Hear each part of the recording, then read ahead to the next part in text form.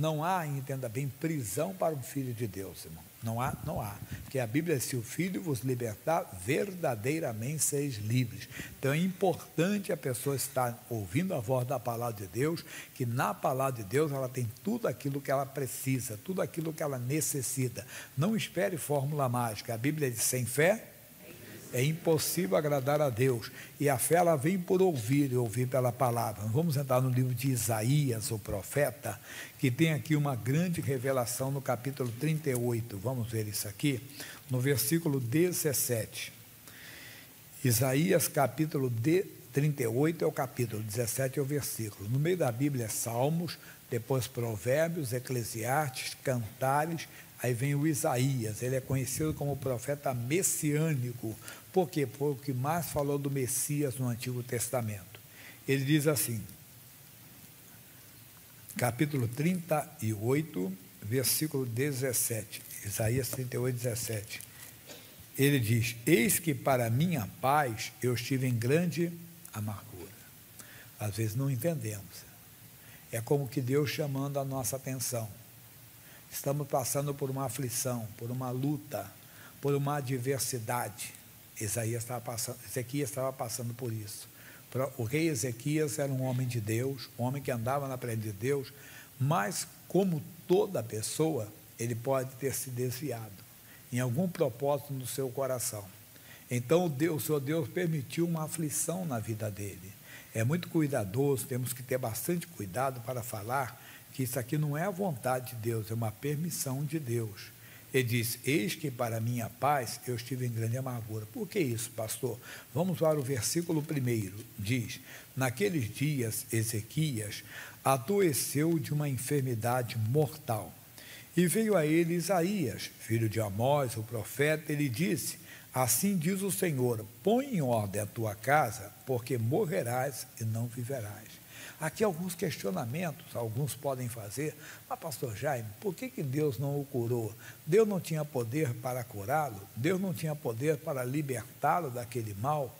Deus não tinha poder para tirá-lo daquela doença? Não é isso. A casa dele não estava em ordem. E o pior de tudo, entenda, não é você morrer, não. É você morrer a casa não estando em ordem. Porque se a pessoa parte para a eternidade, entenda, com a casa dela não estando em ordem, ela viverá para sempre, entenda bem, naquele estado. Viverá como a vida eterna, ou com Deus ou sem Deus. Quer dizer, a eternidade dela será onde? Porque morrer, todos nós vamos fechar os olhos aqui, né? Alguns vivem mais, outros vivem menos. Eu, por exemplo, chego esse ano a 64, a minha mãe chega a 93. Então, quer dizer, alguns vão embora antes. Então, mas e a eternidade? E se a pessoa partir, entenda, com a casa dela não estando em ordem? Então, tem situações que Deus, ele permite, entende? A pessoa para acordar, como dizer: não estou com Deus, cadê o Deus que me fez? Nessa hora, então, a pessoa vai orar, vai buscar a Deus para colocar a casa em ordem. O Ezequias, quando recebeu aquilo, ele não entendeu. E ele fez o quê? Então virou Ezequias o rosto para a parede e orou ao Senhor. E a oração que ele fez é uma oração que eu faço, que você faz, que todos nós costumamos fazer. O quê? Olha o que ele diz. E disse: ah, Senhor, lembra-te, peço-te, que andei diante de ti em verdade e com o coração perfeito, e fiz o que era reto aos teus olhos. Ele se auto-justificou. Senhor Deus, a minha vida está no teu altar, a minha casa está em ordem. Senhor, lembra, dizendo para ele: lembra que eu andei diante de ti com o coração perfeito, eu fiz o que era reto aos teus olhos, como nós. Senhor, que mal eu fiz? Senhor, eu tenho procurado andar certinho. Senhor, não tenho feito nada contra ninguém. Senhor, eu tenho procurado colocar sempre a minha vida no teu altar. Mas a oração, ela não é um monólogo, a oração é um diálogo. Quando você vai com sinceridade de coração, você fala com Deus, Deus fala com você. E ele parou a oração, e diz aqui: e chorou Ezequias muitíssimo. Chorou. Mas o choro aqui, pessoal, é muito mais do que as lágrimas, porque nós não podemos esquecer que Deus não vê como vê o homem. O homem vê o que está diante dos seus olhos, Deus olha para o coração. E então, diz assim: e chorou Ezequias muitíssimo. Então veio a palavra do Senhor a Isaías, dizendo: vai E diz a Ezequias: assim diz o Senhor, o Deus de Davi, teu pai, ouvi a tua oração. Ele não queria ouvir a oração, entenda bem, do profeta. Tem oração que ela é personalíssima. O que é uma oração personalíssima, pastor? É a oração que ninguém pode te representar diante de Deus, ninguém pode fazer no teu lugar. É uma coisa entre você e Deus.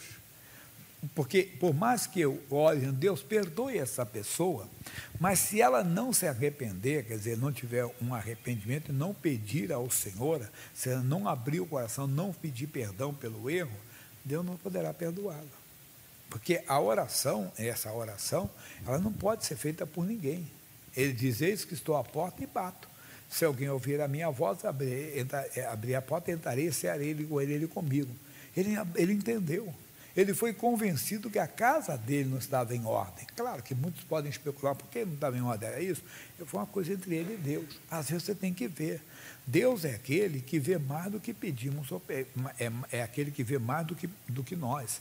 Entenda, os pensamentos, só Deus sabe. Eu tenho falado para as pessoas que o Senhor, entendo só Deus, Ele faz uma coisa muito profunda conosco. Ele trabalha conosco como nós não entendemos. Como no caso de Ezequias. Quer dizer, ele não permitiu Ezequias ser destruído, mas permitiu Ezequias passar por uma aflição. Ele mesmo disse: eis que para minha paz eu estive em grande aflição.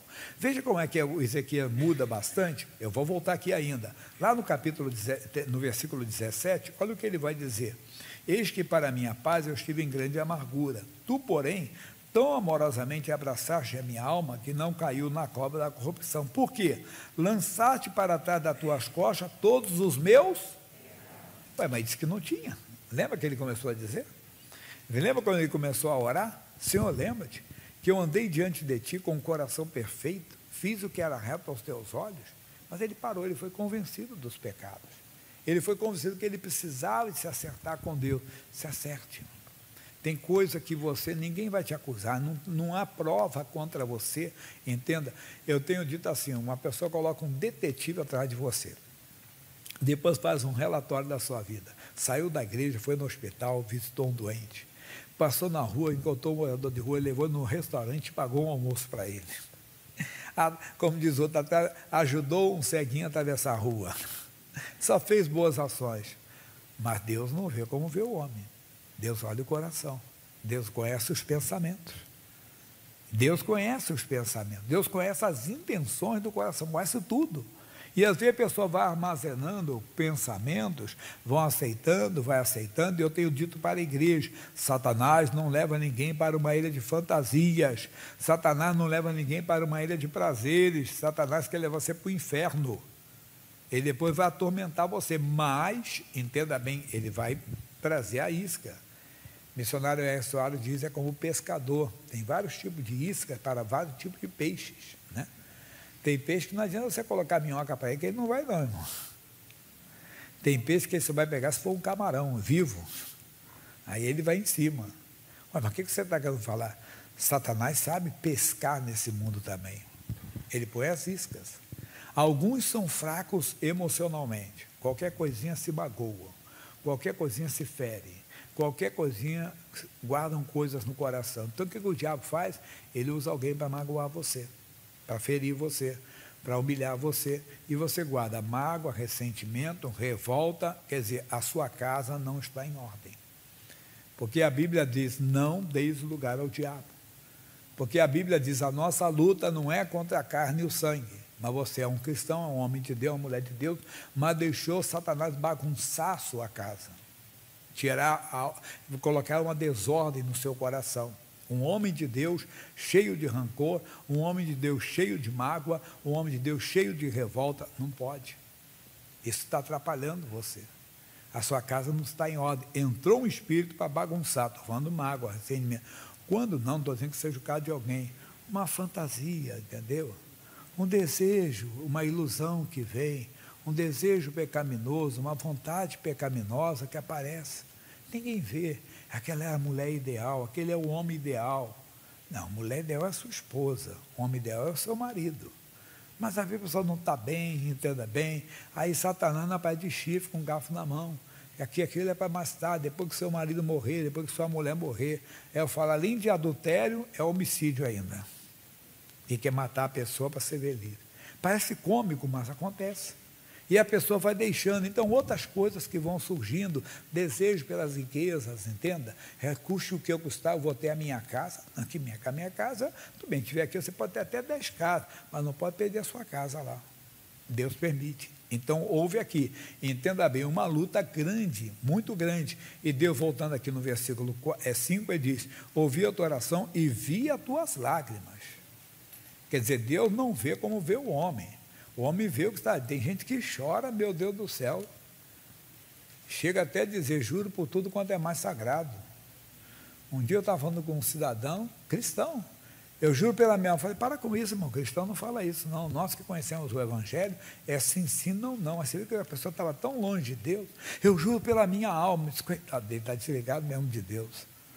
Aparentemente não, parecia um cristão verdadeiro. Mas só no abrir a boca, você vê que ele está longe de Deus. Porque nós, que chamados cristãos evangélicos, nós sabemos que cristão não jura, cristão é sim, sim, não, não, irmão. Isso é para a pessoa que não tem o conhecimento do Evangelho. Nós não estamos discutindo a fé dos outros, estamos falando da nossa. Então, muita gente deixa, vai entrando, até um dia, então, que para o seu bem, ele está dizendo em Isaías 38, 17, eis que para a minha paz eu estive em grande amargura. Então, você está passando. Veja, e não estou dizendo que seja todo o caso, mas muitos casos são como o do Ezequias, que você tem que parar e analisar. Você está simplesmente, entenda mesmo, está mostrando para você, olha, o diabo vai levar você para uma destruição total. Aí você se acerta e Deus faz, é lindo. Voltando ao versículo 6 agora, ele diz, ainda o 5, desculpa. E eis que acrescentarei aos teus dias 15 anos. Deus nos dá mais do que pedimos ou pensamos. E livrar-te-ei das mãos do rei da Síria, a ti e a esta cidade. Eu defenderei essa cidade. Coisa pior estava para acontecer. O quê? O rei da Síria chegaria, com ele o seu exército, e acabaria não só com Ezequias, mas com a sua família, com o seu reino, com o seu povo. O estrago seria muito maior. Então Deus chamou a atenção dele, a sua casa não está em ordem, o inimigo que mata, rouba e destrói está chegando para fazer um estrago no seu reino, um estrago na sua cidade, um estrago no seu país. E ele então teve que colocar a casa em ordem. Coloca a casa em ordem, se examine, veja realmente. Paulo fala uma coisa importante, primeira carta aos Coríntios, capítulo 11, versículo 28, que você conhece bem na Santa Ceia. Ele diz, examine-se, pois, o homem a si mesmo, novamente, oração personalíssima, ninguém, a si mesmo, você tem que se examinar. Enquanto eu prego, eu costumo dizer, eu prego, mas quem fala é Deus, irmão. Veja o que Deus está falando com você na mensagem. É a palavra que eu te dou, a palavra que fala com você. Eu prego, instrumento. Pode ser o Jaime, pode ser o José, pode ser a Maria, pode ser qualquer outra pessoa. Deus usou até um burro, pode usar o Jaime então. Amigo, se examine, enquanto eu estou pregando, como estão seus pensamentos, como estão suas emoções, como estão os seus desejos. Não pode. Eu preguei essa semana toda Ezequiel, capítulo 36, versículo 27. Vamos ver ali, por favor. Ele diz assim, e porei dentro de vós o meu espírito. Não deixe outro espírito estar dentro de você, irmão. Não deixe o espírito da mágoa, ele vai fazer um estrago, ele vai fazer uma bagunça na sua casa, ele vai colocar a sua casa em desordem. Não deixe o espírito da sensualidade, entenda bem, dos prazeres, entenda, carnais, tomarem conta de você. Não, mas eu tenho direito de ser feliz dentro da Bíblia Sagrada. Por favor, o que eu falei, não quero aqui adivinhar a vida de ninguém. Se examine se dentro de você não há outro espírito, se outro espírito não entrou. Ele diz para nós, e porei de vós o meu espírito, e fareis que andeis nos meus estatutos, e guardeis os meus juízos, e os observeis. 28, ele diz assim, e habitareis na terra que dei a vossos pais, e vós sereis por povo, né? E vós me sereis por povo, e eu vos serei por Deus. Será que nós somos povo de Deus mesmo? Mas o povo de Deus é cheio de rancor? O povo de Deus é cheio de ódio? Ou o povo de Deus é cheio de medo? A Bíblia diz, pecado não é só adultério, Pecado é toda desobediência à palavra. Ele diz, não temas, não temas. Vem o medo, você está amaldiçoado mesmo, assim como você amaldiçoaria um desejo pecaminoso, entende? Um desejo por uma pessoa que não é seu marido, não é sua mulher, está amaldiçoado esse desejo, está amaldiçoado esse medo, em nome de Jesus. Deus diz para eu não temer, mas eu continuo temendo. Não, eu não confesso o que eu sinto, o que eu creio, está amaldiçoado esse medo. O medo vai fugir de você. Mas a mesma coisa também tem que ser para o desejo pecaminoso. Parecer a mulher mais linda na sua mente, ou o homem mais lindo na sua mente, está amaldiçoado, em nome do Senhor Jesus. Você não deixa o diabo bagunçar a sua casa. Então, voltando, Paulo diz, examine-se o homem a si mesmo. Versículo 31. Porque se nós nos julgássemos a nós mesmos, seríamos julgados. Olha o que ele diz, porque se nós nos julgássemos a nós mesmos, não espere alguém te julgar, você se julga. Não, eu não tenho andado diante de Deus. Realmente, eu estou ouvindo a mensagem e Deus sabe, eu não vou brincar com Deus, não. Deus sabe meus pensamentos. Deus, eu não quero isso. O Senhor tem misericórdia de mim. Você tem que fazer Deus, porque quando Deus faz você lembrar dos seus pecados, não é para te condenar, mas pastor Jaime, ele jamais me fará lembrar dos meus pecados, porque eu já pedi perdão, mas se não houve arrependimento. Naquele mesmo capítulo de Ezequiel 36, veja o versículo 31 comigo, olha o que ele diz.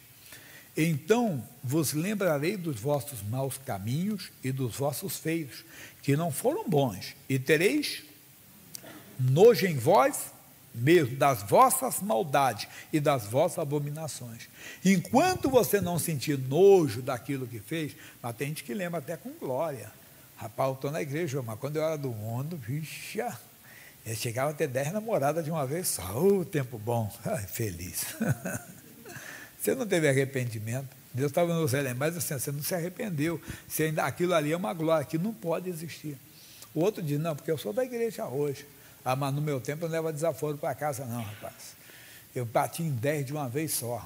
Eu era bom de briga. Você assim, coitado, podia ter morrido. Você tem que ter isso aí. Deus faz, então, para você colocar a casa em ordem. Porque essas coisas ainda estão, quer dizer, é que eu brinco aqui com as pessoas, que passou uma moça bonita, né? Olha para o rapaz, que é um homem casado, dá uma piscada de olho para ele, diz, eu não posso, que eu sou da igreja. Ah, se eu não fosse da igreja. Já pecou, já.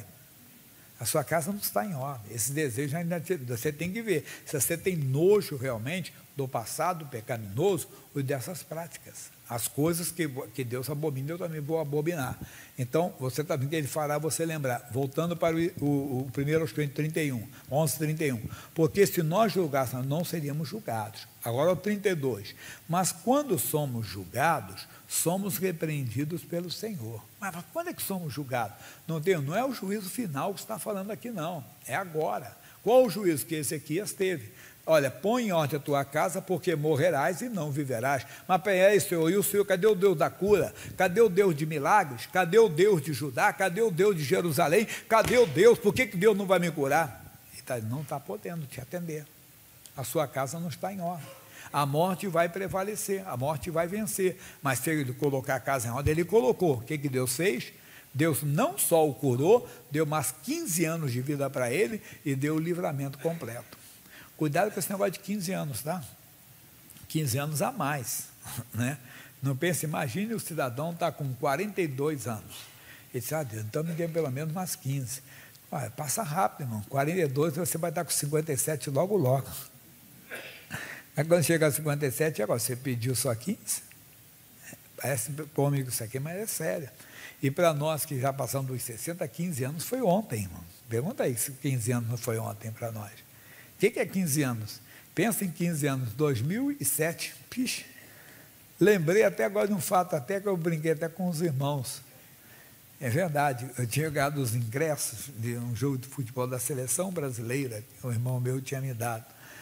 E eu tinha uns pastores e eu falei assim, eu não vou lá, vocês querem, vocês não, eu tenho um ingresso aí, eu dou para vocês, entende?